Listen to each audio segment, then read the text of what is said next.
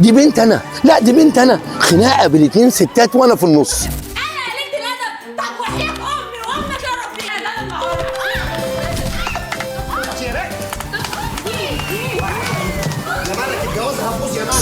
انا كنت بدي درس في المعادي، وبعدين بدي درس البنت، وبعدين وانا في البيت بلاقي بنت صغيره فاقول لها مين دي يا فلانه؟ تقول لي دي اختي.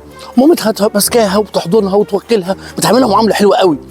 وبعدين وفي يوم من الايام رحت البيت لقيت واحده ست تحت بتصوت وهم فوق بيتخانقوا خناقه كبيره. اتاري ان البنت الصغيره دي الام واخداها، ام البنت اللي بديها الدرس واخداها بتراعيها ومديها فلوس لامها الاصليه علشان تخليها معاها لان نفسها تحس انها عندها طفله صغيره، ونوع من عمل الخير يعني.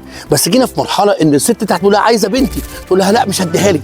موقف صعب جدا وانا كنت في النص مش عارف اعمل ايه. فضلنا نحايل في الست الكبيره لحد ما اقتنعت ان احنا ننزل البنت لامها. كل الناس طبعا اتلمت وكانت مشكله كبيره، بس الحمد لله جت على خير وخدنا البنت الصغيره من حضن الام البديله رجعناها للام الاصليه. كنت معاكم مستر ايمن تدرس.